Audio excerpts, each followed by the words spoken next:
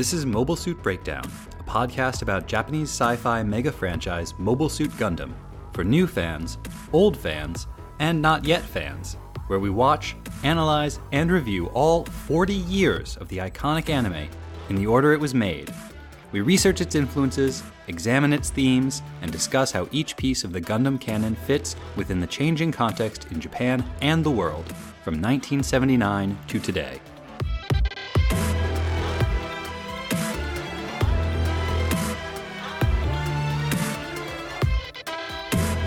This is Mobile Suit Breakdown, episode 1.8, Family Men Like Us.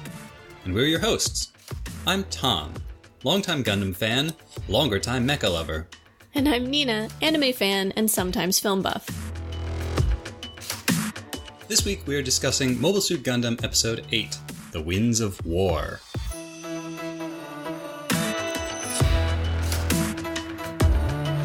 Winds of War is kind of a weird title. Not so much weird title as weird translation. Winds of War in English is usually a reference to war beginning, war that has not begun yet but will soon, whereas we're clearly already well in the midst of things. The Japanese title is Senjou wa Koya, which we looked up and means the battlefield is a wasteland. So if you've been watching along with us, and you have been listening to the English dub of First Gundam, last episode you might have thought that we were crazy when we talked about the new battle music. And that's because, as our listener Ryan pointed out very helpfully on Facebook, the music in the English dub is different. The battle music during that scene, where we were talking about the very strange, discordant, unbattle-like piano music, in the English dub is just the standard, exciting, jazzy Char vs. Amuro dueling music. So that's a little weird. Not sure why that happened. We have a couple of theories. We don't have a solid answer yet, but this is really interesting, and it's something that we're going to be looking into and trying to find a better answer. One of our theories is that it's pure localization. Whoever was adapting the anime for an English-speaking market thought that that music would do better there. Another possibility is a licensing issue. The First Gundam localization for English language happened actually quite a long time after the show was originally made, and it's possible that licenses to music had expired or could not be obtained for the international market. Ryan also pointed out the possibility that they could have lost the music. This sounds very strange in our current digital age, but was something that used to happen quite a lot with studios or production companies losing vast quantities of film or music because it was physical and could become damaged or lost in the process of moving locations or just the vagaries of time. And the music isn't the only thing that changed. A couple of other sound effects did too. We don't generally watch the dub because we are subtitles or death sorts of fans. However, after Ryan pointed this out, I did go back and watch this particular episode, and I noticed a couple of other sound effect changes. For instance, a lot of gunfire, especially the Xeon weapons, which are conventional machine guns and fire bullets, have been changed to a much more sci-fi pew-pew sort of noise. Ditto the Gundam's Vulcan cannons in its head, which are also firing bullets, but have been changed to a very sci-fi pew-pew-pew-pew-pew sort of noise. So that could suggest that the original recordings were lost, or that they just didn't seem like they were appropriate for what in the West was viewed as a little kid's show. Or a science fiction show. We have these kind of conventions for a reason. Laser fire has a sound that we all recognize, and they may have wanted to be consistent with that for this audience. Final possibility, it's some combination of these factors. A lot of early English localization for anime was kind of slapdash. There were not a lot of resources available for the localization studios. There just wasn't a lot of money on the table. There wasn't a lot of commitment from the Japanese studios in a lot of cases. And frankly, when digital communication was in a much more primitive state, it was just harder to transmit things. It's very possible that the English localization team didn't have the music, that they only got some of the sound effects, and they had to make do with what they had. So those pew-pew noises might have come from the archives of whatever studio was doing the localization. And even for sound effects, it can be a licensing issue. It's not something we think about very often, but studios pay vast amounts of money, pay rights to all of their sound effects, to libraries full of sound effects. And if some different group were putting together the localization and did not have access to the same sound effect library, they might have to make do with what they had. In this modern age of digital distribution and international distribution, often these contracts were written when no one anticipated that this show was ever going to leave Japan. And so there was no provision in the contract for international licensing, for international distribution, for redubbing in other languages. And so they might have the rights to use some sound effects, but not others.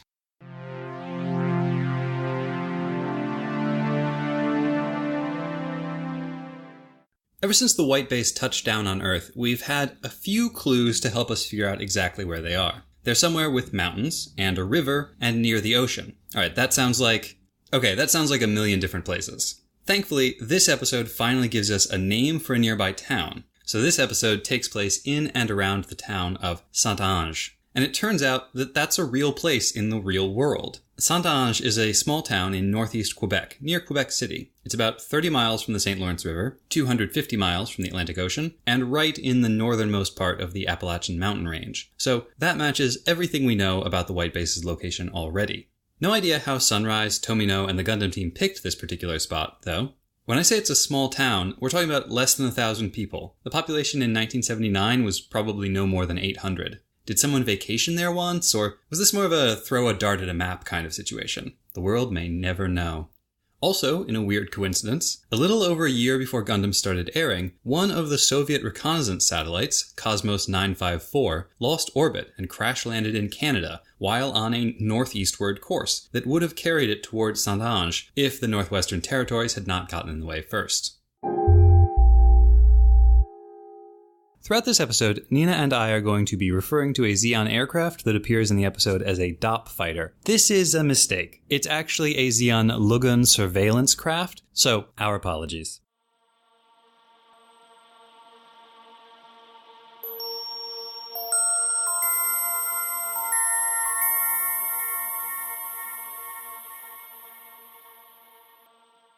The white base clings closely to the mountains as Zeon DOP fighters surround them.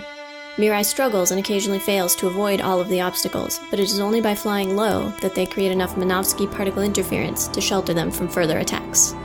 Amuro and Frabo watch a widow and her young son looking out a window at the earth below, as the widow tells her son about his father, and Amuro bitterly reflects on how caring she seems and how different from his own mother. On the bridge, a small group of civilians request to be set down at a recently passed settlement. Lieutenant Reed accuses them of selfishness, but Bright has an idea of how to turn the moment to their advantage. They request a temporary ceasefire from Zeon for the duration of the civilian transport. Zeon accepts, as Char reminds Garma that the ceasefire will give them more time to surround the white base with their land forces. Kai blasts a small hole in the side of their transport ship, the Gunperry, making it look as though it was damaged by a previous Zeon attack. Then the civilians, including the widow and her son, board, along with several members of the bridge crew, and head down to Earth. On their way to land, one of the DOP fighters follows them to make sure nothing suspicious is going on. The Gunperry fakes an emergency landing. The bridge crew strap on jetpacks and head back to the white base, while most of the civilians leave for the small settlement they saw from the air. But the widow and her son head off towards Saint-Ange, her husband's nearby hometown. The DOP follows them, its pilot noting that, as a family man, he is worried about them. Amuro, waiting inside the Gundam and hidden in the Gunperry, sees the Zeon craft pursuing them and fears the worst. He follows too. The DOP drops a canister near the woman and child, which turns out to be a small shelter full of supplies, and not the bomb that Amuro had feared. But he is not hidden well enough, and the DOP pilots see light shine off the Gundam. A brief firefight follows, and the DOP crash lands in the lake. Back at the white base, Kai and Hayato are fighting off a Zeon attack, and we get our first glimpse of the gun cannon in action. Just as things look grimmest, Amuro arrives, attacking the Zeon forces from behind, just as Bright had planned. Garma's troops are forced to retreat to formulate a new plan. On the ground, the widow tends the wounded DOP pilots, who both managed to swim to shore, and they all wonder how the battle is going. She notes that regardless of who wins, the battle will make more widows and orphans. The DOP pilots leave for their rendezvous point, suggesting that the woman and her son take shelter for the night before rejoining the rest of their group. When she explains that they are looking for Sanange, he tells her, "This is it. This barren waste and crater lake are all that's left of Sanange." As the young widow and mother looks around her and sees no sign of the town that once existed, we finally understand why the title of the episode is "The Battlefield is a Wasteland."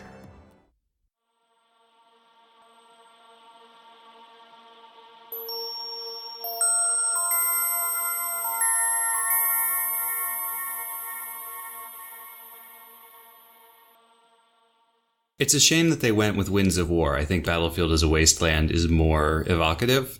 I like it better as a title. Also, doesn't the Winds of War refer to, like, precursors to war? Whereas here, we're already in it. We're not talking about hints that the war is coming.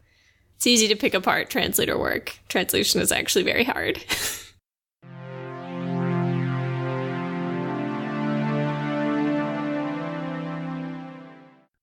For reference, the transport helicopter machine used by the crew of the White Base in this episode is called the Gun Perry, because everything in the show is named Gun something. It's piloted by Gun Ryu Jose and carries a crew of Gun Fraubo, Gun Amuro, and Gun Kai. Perry like Admiral Perry? I don't know. We'll have to research that. That seems like the obvious one, but I also can't think of any reason why this transport craft would be named after Commodore Perry. But you're right, Commodore Perry, excuse me.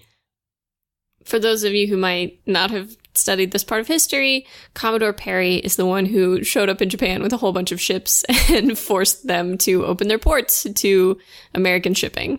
As I remember the story, it was a small number of ships and a large number of cannons.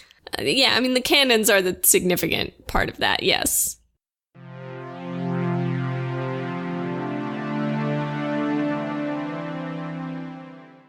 We do get some Amuro characterization this episode. Not a ton, but we get what is becoming his defining character trait, which is that he is pretty messed up about his mom. Clearly, here's that mother complex coming up again.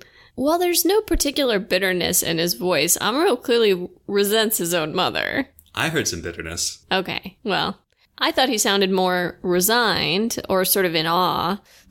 What's his line? It's something like, "Are all mothers like this?" And like this, he means caring and kind and loving and physically present. Thinking about their child's best interests. I will say, however, the moment that they land and the widow says, "Oh, I don't remember there being this big lake here," I knew. Immediately, I was like, oh, the lake is where the town used to be. The town is gone. No more town.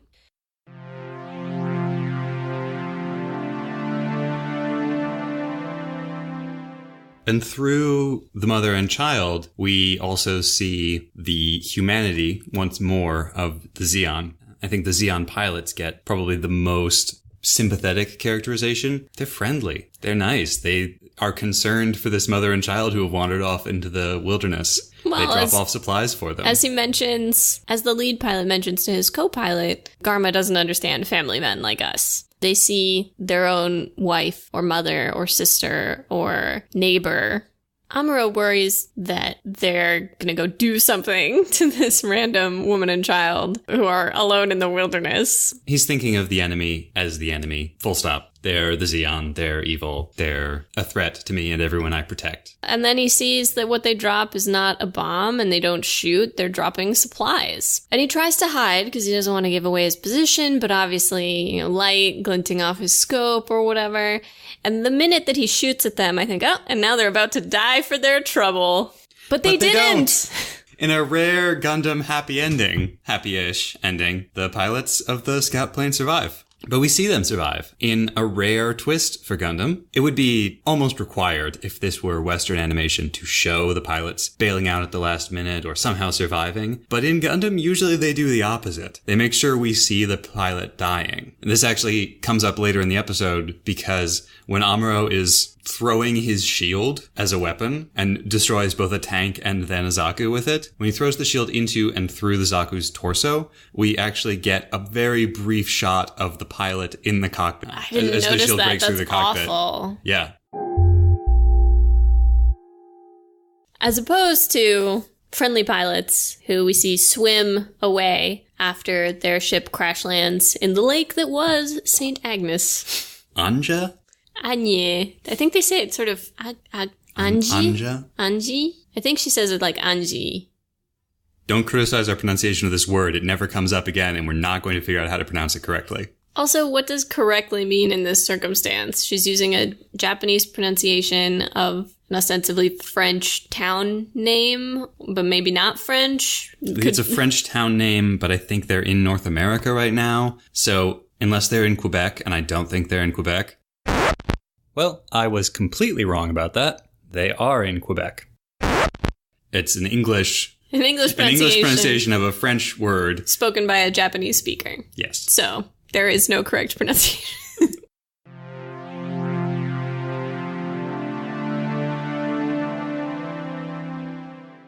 In episode 6, I touched briefly on the idea of moral and emotional distance from an enemy, and we see that concept become really important in this episode. I noted at the time, there's no real effort made to give Amuro emotional distance from Zeon. We don't hear people talk about how evil Zeon is and how terrible, or the moral superiority of the Federation, or anything like that. And then in this episode, while Amuro doesn't really see it necessarily, except for the supply drop, we get the opposite. We see the enemy humanized and made more sympathetic, more relatable, more real.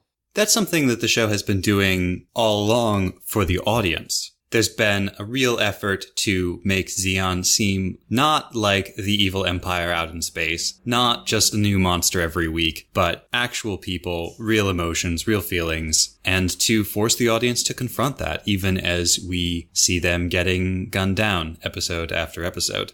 But this episode does show us that Amuro has, probably for his own sanity, probably around or after his breakdown in episode 6, created that emotional distance for himself. When he sees the scout plane turn around and go back towards where the refugees were, he is afraid that they are going to gun down that mother and child. And that's why he goes after them. He's shocked when they drop the supplies. He thinks it's a bomb until he sees the parachute come out. Well, and to be fair, they had no qualms about shooting up the white base when it was full of refugees. When this exact same mother and child were on the white base, that didn't stop them attacking it.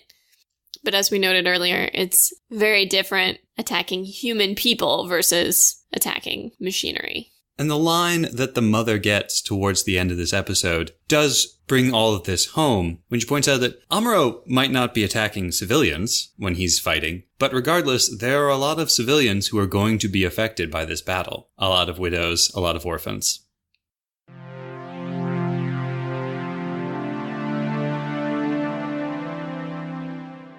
I think we get one of the first hints as to Kai's true grievances in this episode, when he says, I guess it doesn't matter what we do, after it has been said that, we are entirely dependent on the Gundam, and Amuro, we're counting on you. Because, one of Kai's main beefs with this situation is how illogical it seems to be overly dependent on one person, and on Amuro and the Gundam, for all of their security needs. I think Kai is resentful that he is not getting more credit, that he's not viewed as being a significant part of the crew. Right. I don't think he necessarily expects credit because he isn't really doing anything yet. He does want an opportunity to contribute. In episode 6, after Amuro has had his breakdown in the middle of the battle and gone kill crazy, when he comes back and he ignores the welcoming committee, Kai says, don't act so cool, you're not the only one out there fighting. There have been other moments too when Kai has suggested similar feelings. Well, Kai mentions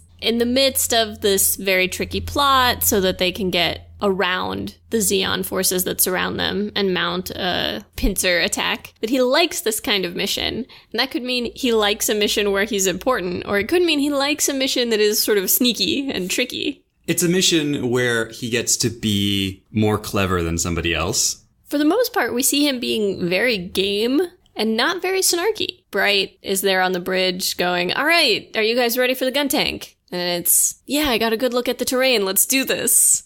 He appears to have volunteered to solo pilot the gun cannon in this episode. We don't see him do it, but I think the implication of that scene with Bright is that Kai has volunteered to be the pilot. Then we have Kai in the other mobile suit, which I don't think we had seen before now, the all-red mobile suit. Only in background shots. Okay. Sometimes we'll see the Gundam and the gun cannon and the gun tank all together. And I think a partly disassembled one got blown up in episode 1. We see him and Sayla be nice to each other. Sayla is nice to anyone who's piloting. Don't make it weird, Amuro. She's only nice to you because you're piloting. She's not flirting with you. Not like Fraubo, who is flirting with everyone in this episode. We'll come back to that. Let's finish up with Kai first. In a moment that maybe will establish some kinship between Kai and Amuro, we see Kai go into a sped up version of the battle madness. He is clearly ready, and then he is clearly very afraid. He's sweating, there are tears in his eyes, he's panicking, clearly, all from being in this situation that clearly he didn't anticipate quite what it was going to be like, being the target of so much fire. What I thought of during that scene was actually Amuro's first time in the Gundam. When Amuro first starts piloting the Gundam, and he's taking fire from the Zaku machine guns, he's panicking, he doesn't realize that the Gundam's armor will protect him, and then he starts firing, completely exhausts his ammunition, firing randomly and nonstop. Kai does basically the same thing, although he manages to actually destroy a few targets, which is better than Amuro managed. And he's got more people shooting at him. Amuro had to deal with 2 Zaku, as opposed to all those Dops. And then Kai has Amuro's back. He pushes that other mobile suit off a cliff. That was great. To protect Amuro. That was a great moment. That felt like a very Kai sort of attack, to sneak up behind someone and push them off a cliff. Sneak, sneak, sneak. Yeah. It's the sneak. It's the sneak. No one's gonna get that. But they should. It's appropriate for this episode because this is a cat and mouse game of 3D Minovsky chess.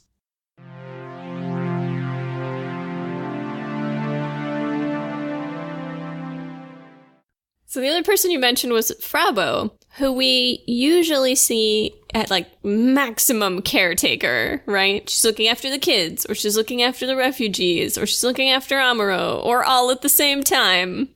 Our first glimpse of her in this episode is Mac's anime trope, which is romantic falling on each other.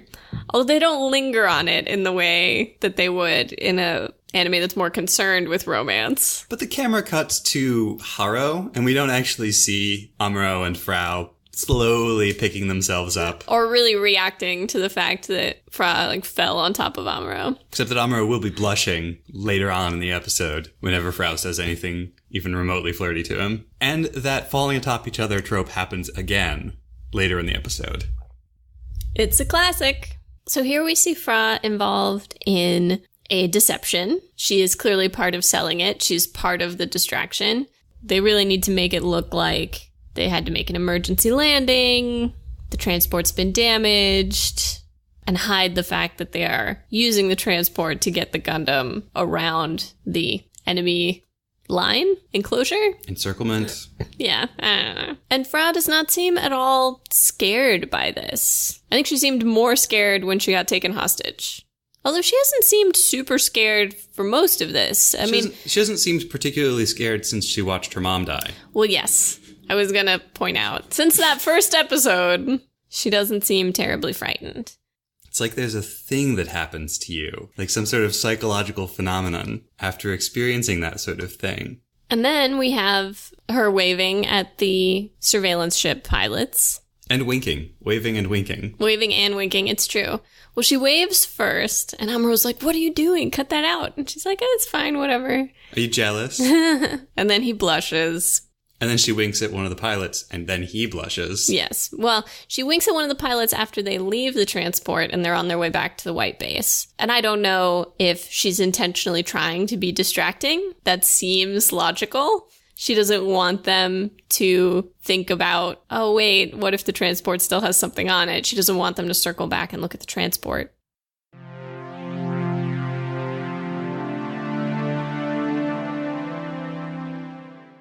What this episode really reminded me of, actually, is the classic of French cinema about World War I, Grand Illusion, which I can't remember if you've ever seen. Nope.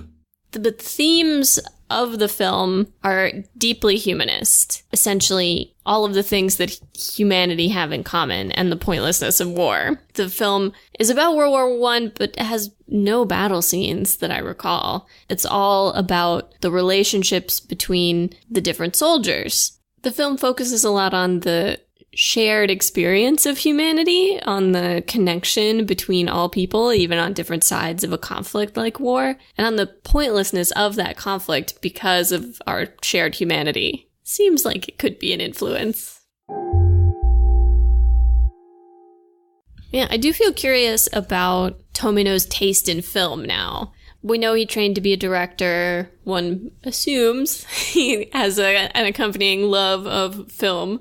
But if there were particular directors he liked, genres he enjoyed, favorite films of all time. Well, as we know, we can't trust anything Tomino says. It's all lies. But I have read an interview where he was talking about his cinematic influences. He said he likes Kurosawa for action scenes. And I do think you can see that in the choreography in a lot of the mobile suit battles. And then he likes Ozu for the slow moments. Interesting. For those of you who don't recognize the names, Kurosawa is most famous in the United States for directing Seven Samurai. He did a lot of other period films set in that time. His most famous films are all period films from the sort of warring states and shogunate time. He did do other films, he had a very long and prolific career, but those were his most famous. For action scenes, those are probably the films that Tomino is talking about. Yeah, certainly.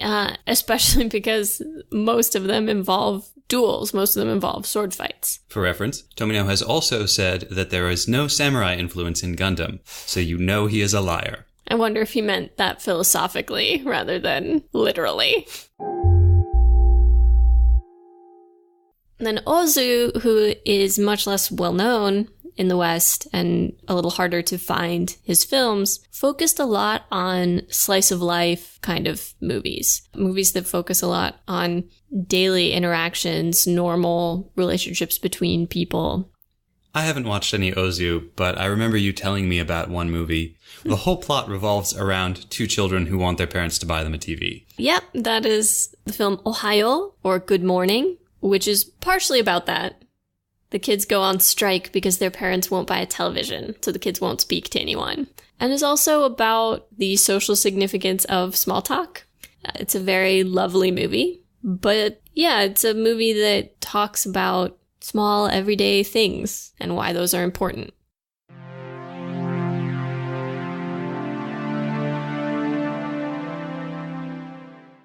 Back in episode 5, you talked a little bit about the idea of hometown. And this episode brings that back up, both because of these refugees and their insistence on getting back to Earth, getting back to the hometown. For the mother and the child, hometown is the term they use. It's this very powerful idea. And it's not even her hometown, but it's the family's hometown. It was her husband's hometown, and she wants her child to grow up in her husband's hometown. And Lieutenant Reed even expresses shock. I never thought I'd hear that word in a place like this. Right, that the concept would even be brought up, would even be mentioned in these circumstances. And it's gone. There is nothing left of it. You really cannot go home again.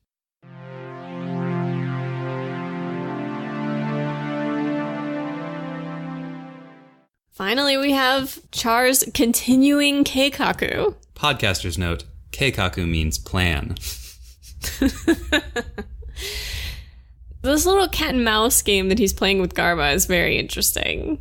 Yeah. Char seems to be working at least one step ahead of Garma. There's a scene here where he's clearly figured out that the white base has managed to sneak a mobile suit around behind their lines. And he waits until just the last moment when Garma can't actually do anything about it before telling him, so that later he can say, I told you so. But it's unclear to me whether Char actually figured this out well in advance of that scene, because when the Gunperry first pretends to crash land, Char clearly suspects something is up. And then says, oh no, this is good. It buys us time to prepare. And he says something like, oh, I was just being paranoid.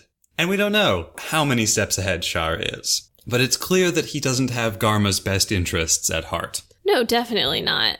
And we see some of perhaps the reason for his disdain for Garma when he says that Garma's privileged upbringing has made him weak and soft. Well, this is our first hint that Char is not privileged himself.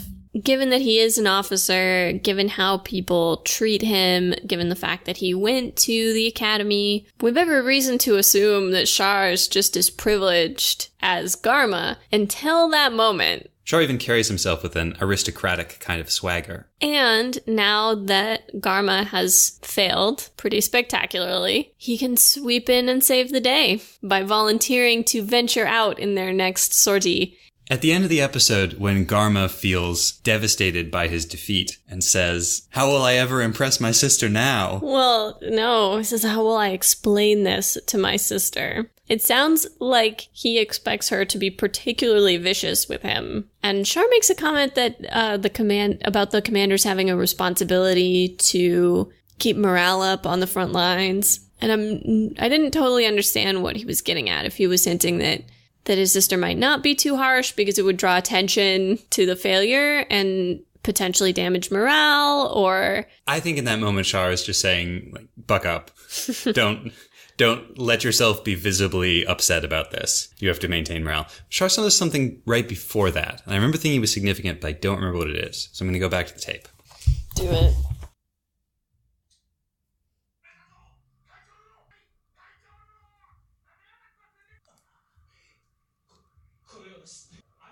Char says you'll have a chance to redeem yourself. But we don't think Char wants Garma to redeem himself. So what is Char up to here? This is another layer in the Keikaku that we don't fully understand yet. I don't know. I assumed that what Char is looking for is an opportunity to redeem himself. Because he failed twice. Then he brought the situation to Garma. Garma has now failed several times. I think Char feels that he has already been vindicated, especially by today. Well, but he wants to win. He wants to defeat the Gundam as a point of sort of personal pride on his reputation as the Red Comet, on his skill as a soldier. He wants to win. I was a little disappointed that with all of the romantic falling, we never had a Char and Garma scene together. Maybe there's an earthquake. Unaccustomed to Earth gravity, Char stumbles, Garma catches him. I don't think that is quite the tenor of their romance.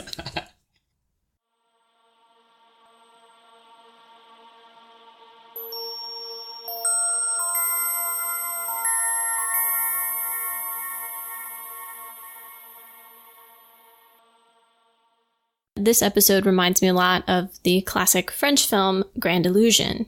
A couple of thematic points that I'd forgotten. It's been a long time since I've seen the movie, but that seem relevant to Gundam as a whole include the importance of social class. In Grand Illusion, aristocracy and officers have more in common with each other, regardless of the fact that they're on different sides, than they do with other members of the army. We don't have a clear grasp yet of social class in the Federation, but it's very clear on the Zeon side. And we've had a few hints of it in Sayla's conversation with Bright early on, and definitely we'll get more insight into that as the series progresses. The other major point that it's unclear yet whether or not Gundam agrees with is that Grand Illusion refutes the idea that one soldier, no matter how brave, no matter how honorable, no matter how well they complete their duty, can have an impact on a great event. One German character in Grand Illusion lost her father and both of her brothers in battles that were considered German victories. Several soldiers who escaped the POW camp plan on going back to the front. But the movie implies that the idea that the two of them are going to make a difference is ludicrous. I feel like telling you what Tomino actually said would be giving away spoilers. But in some interviews, I have read that Tomino found that idea of whether or not an individual person could affect the outcome of a war to be very inspiring. Well, and we see it in the episode when everyone is like, "We're counting on you, Amuro. Everything is counting on the Gundam." But it's not. We see throughout the episode how many parts of this plan wouldn't have worked without other members of the crew. Like, yes, the Gundam is important. Yes, it's a big part of their plan. But if you'd removed Ryuhose piloting the gun Perry, if you'd removed Kai in the gun cannon, if you'd removed any other of, a dozen different pieces, it also wouldn't have worked. I'm very impressed that you got gun cannon right on the first try.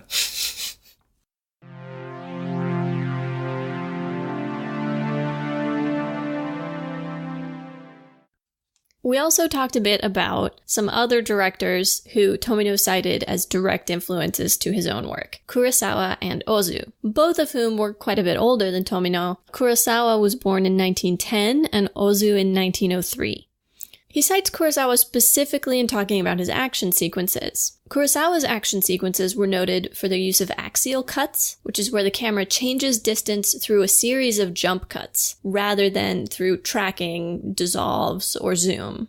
He would also do a lot of what they called cut in motion, where a character action is depicted in 2 or more separate shots, rather than in one continuous shot. Several episodes back, I think maybe in episode 1, we actually talked about how that's done in the first couple of episodes of Gundam. Yeah, especially with impact, things like explosions or hits, but can also be done with really any character action. He also emphasized using sound as a counterpoint to the image. He would often use sound to ironically comment on the image displayed, not just to reinforce what was being shown. And for that, think about the music choice for the big battle scene at the end of the previous episode, where there's a very unbattle-like discordant piano music playing while Amuro and Char fight in freefall. I think even the sort of exciting jazzy tunes that play when he's fighting Char are a little discordant in that way. Because that music, to me, doesn't convey fear or panic. It conveys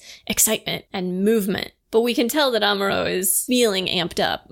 Thematically, Kurosawa often focuses on a heroic champion emerging from the masses to produce something or to right an injustice. He also focuses on master-disciple relationships on a technical and spiritual level, and the recurrence of cycles of violence in human history. We have a very obvious heroic champion in Amuro, but we also don't have that master-disciple relationship. There is no one to teach Amuro how to be a Gundam pilot, except, I would argue, maybe Char. Maybe. In an odd way, his fights with Char are the only thing teaching him how to be a better pilot. Each one is instructive. Each one he learns something important. You're right. I agree with you. I think this is one aspect of Kurosawa's influence that Tomino rejects quite consistently. There are no masters or guides, and if they are, they're fatally compromised and weak. Or betray you in the case of most of Bright's senior officers. Single tier for Captain Paolo. Tomino has talked about his own work as an animator, and the people he's identified as having the biggest impact on his skill set were contemporaries of his, people he saw as peers rather than as mentors.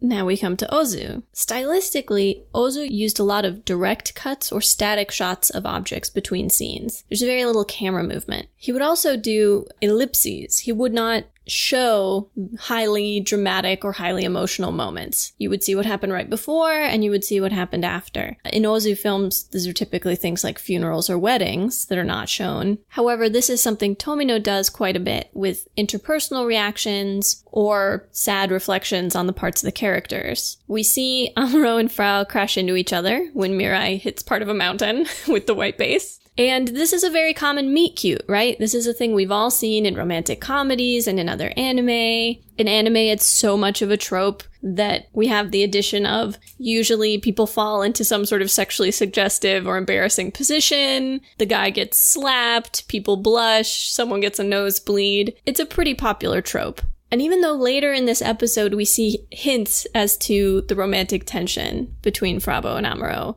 we see her tease him that he might be jealous. We see him blush.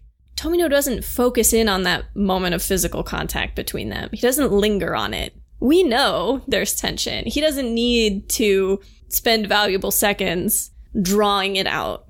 Similarly, when Amuro first thinks about what happened to his father, this is not a long, drawn-out moment. It's very brief. It's right at the end of an episode. We know it's there. We know it's lingering. but he avoids melodrama by not spending a lot of time on it or a lot of focus. In this episode, we see Kai really step up, but we don't get a whole sequence of scenes of Kai sitting in his bunk, thinking about what everyone thinks of him, staring longingly at a photograph of the gun cannon. It's true. We see his behavior, and we see his behavior change. And we know that that means something. Ozu was quoted as having said, "I think drama is something without sensational incident. Something you can't easily put into words, with the characters saying everyday things." And I think that's also evident in the dialogue of the series. Even when people are talking about very emotional topics, it's fairly spare. People are being polite and contained. And we know that within that politeness, within that control, there are a lot of feelings.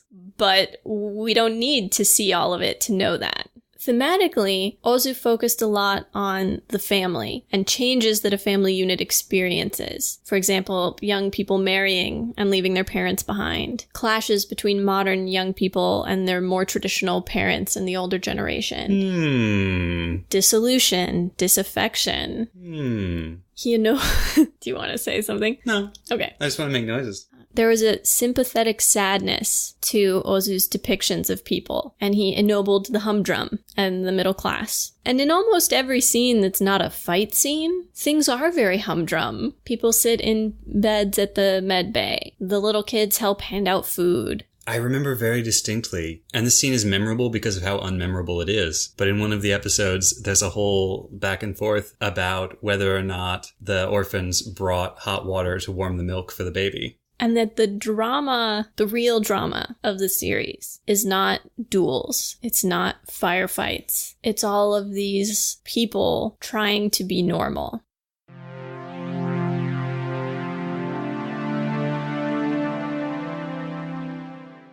Way back in episode 1.5, when we talked about people returning to live in the irradiated exclusion zone around the Fukushima Daiichi power plant, Ina mentioned that the concept of hometown owns a special place in the Japanese consciousness. That wasn't the right time to talk about it, but Lieutenant Reed and the unnamed mother in this episode leave us no choice. There are two words that are used to mean hometown. Kokyo, which is the word used in the episode that Lieutenant Reed never expected to hear in a place like this, and furusato. I couldn't find a definitive explanation for the difference between those two words, and they seem to be used more or less interchangeably, except that furusato is maybe a little bit more common and maybe a little bit more emotional. Both are derived from the same source, words that mean old village.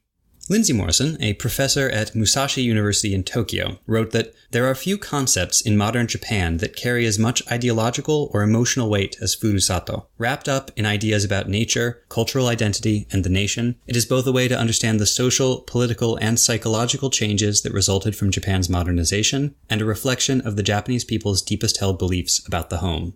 There are dozens of movies, books, and songs named furusato. Probably the most significant one is a sappy ode to the rustic natural charms of some generic hometown that has been sung by every 6th grade class in Japan since 1914. There's something ironic about the millions of city-born Japanese children singing about how they remember chasing rabbits on mountain slopes and fishing carp out of pure streams, and how they will one day return to that imagined home once they have achieved their goals in the world, while the children actually born in the increasingly depopulated countryside continue fleeing to the cities the first chance they get. But that increasing dissonance between the imagined childhood and the one actually being experienced might be part of what gives furusato so much power. It is in the small towns of the countryside where the heart of the nation, the quote, real Japan, slumbers. And you can see this in anime, in Summer Wars, Totoro, Barakamon, and so on.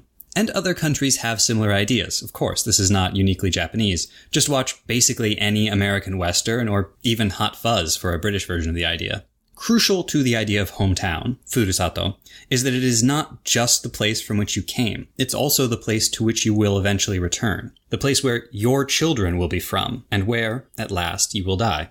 These last 4 episodes, ever since the White Base started its descent to Earth, have all been about returning to the hometown. The coffee farmer talked about it, the old rioters demanded it, and now the mother in this episode, who wants to raise her son in his father's hometown, expresses it in the clearest way. Hometown is embedded in the Japanese language, too.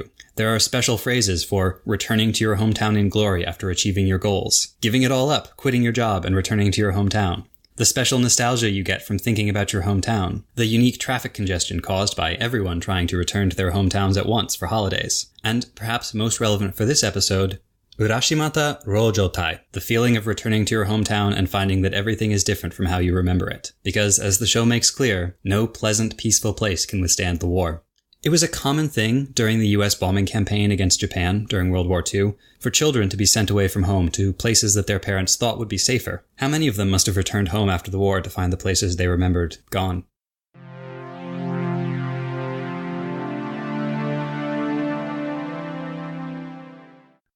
Okay, so I mistakenly referred to the gun cannon as the gun tank at one point during this episode. What an embarrassing mistake. I know, I'm so embarrassed. But we are getting to a point now where we're accruing a lot of different machines. There are a lot of different machines that might be on the field of battle at any given time. Half of them are named the gun something. So let's take a minute to talk a little bit about all of the different technology at play. The 3 Federation mobile suits, I think, are what we should focus on right now. We now have all 3 of them in play. Oh, is it just going to be 3 Federation? No, there are more later. But these 3 share a lot of similarities in ways that later suits will not. Okay. These, and I want to clarify.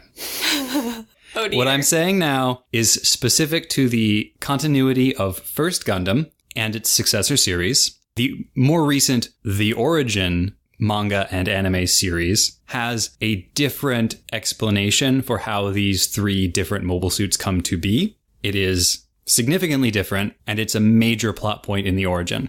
So we will eventually be talking about it, but not for now. This is why no one should ever retcon continuity. Like, I understand why they do it, but honestly, leave your old pieces of art alone. Go make new art. Don't just keep returning to the old stuff, rehashing it, making it more confusing for all your fans. But there's money in it.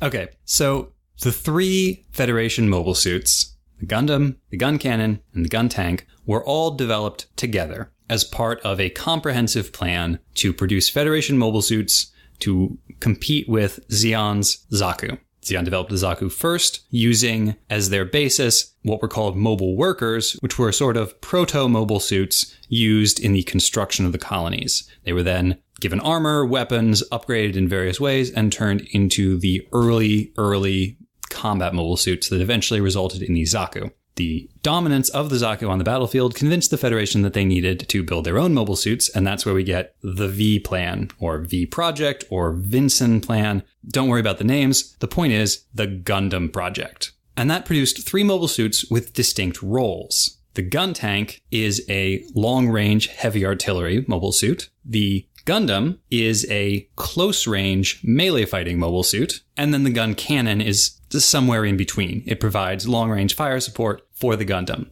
The idea being that all 3 of them are going to work together in concert. Which is very different from what we've seen of the Zaku, which all basically have the same capabilities and armaments. We've seen a slight amount of variation in their weaponry, I believe, but otherwise they are essentially the same machine. That is exactly correct. Probably I will mix up the names at other times. Gun tank and gun cannon are close enough in terms of where tanks and cannons are in my brain that I will probably confuse them again. I apologize. I will do my best to be accurate in naming all the technology, and if I'm not, I'm sure Thom will correct me. Quickly and happily. But it's a fair mistake to make. The gun tank just has bigger guns and treads instead of legs. Also, the gun cannon looks pretty lame. It does. It's just red with gray accents. The gun cannon, I believe, is closer to the original designs for what the Gundam was going to look like, so let's all be glad it didn't. For real. And at some point in the future, we will talk about how those names came about, but that's a story for a different time.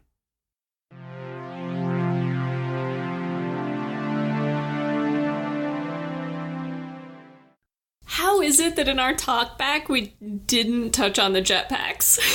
How did we not talk about that?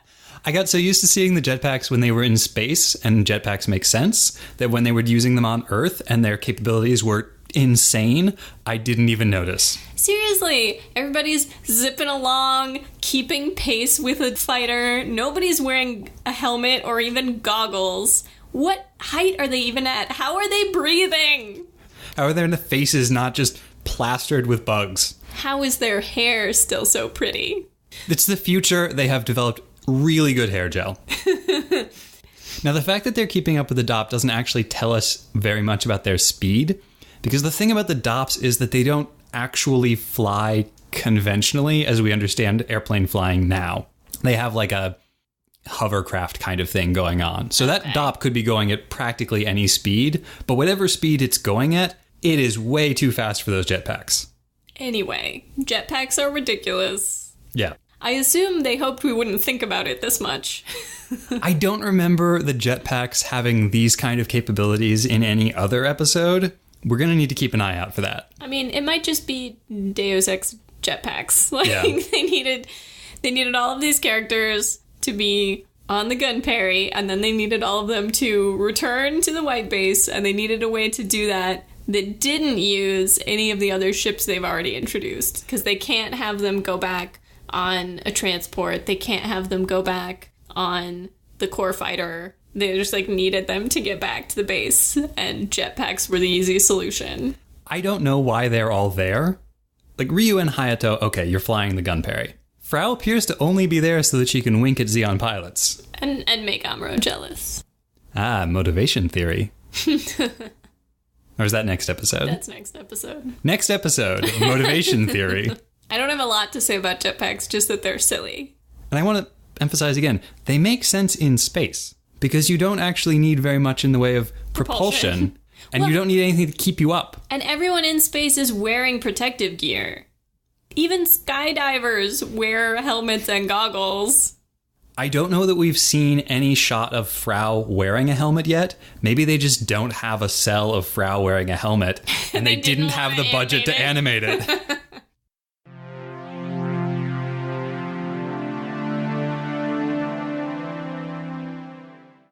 Next week, we'll return with episode 1.9, Paranoia and Treachery, to talk about, it's just like stealing rations from a baby. Char wouldn't understand what it's like to have a sister. Amuro could have been somebody. He could have been a contender. There's no time now for philosophy. Gundam, jump! He'll kick you apart. Ooh, he'll kick you apart. Half of the crew are ladies, and the guys still act like they've never seen a woman before. Surviving is the easy part, Bright-kun. This is a snacking tomato. Space printers. And have you tried unplugging it and plugging it back in again? Will you be able to survive?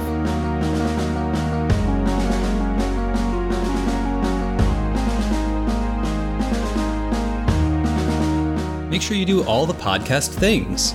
Like, subscribe, share, and pledge your undying devotion to Mobile Suit Breakdown on fine podcast services everywhere, and on YouTube. Follow us on Twitter at Gundam Podcast.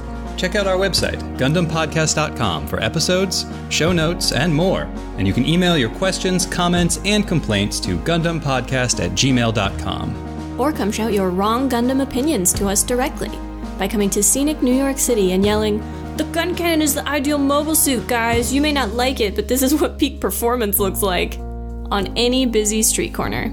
We'll totally hear you.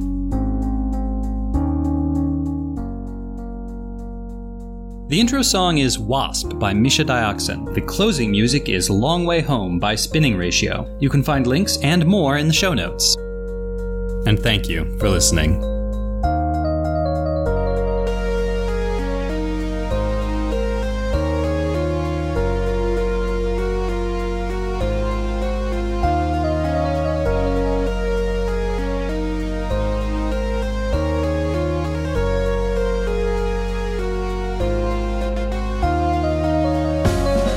That's not going in the podcast. I have power over that, and it's not going in. I know. So I think the divine. I think the divine influence there is pretty clear. There's one thing I think you need to re-record. Uh-huh. You were going to say they did what they could with what they had, but you said they did what they had. Presumably because they felt like it was insufficient to the dignity of the show. Wow. Really? he can sweep in and save the day by volunteering to venture out in their next sortie in the Red Comet. He is the Red Comet. Oh, not the Saku? Nope. It's very ominous music someone's playing above us. Sounds pretty good. Cool. You want to cut it there, or do you want to talk more about jetpacks? No, that's all I had to say about jetpacks. All right.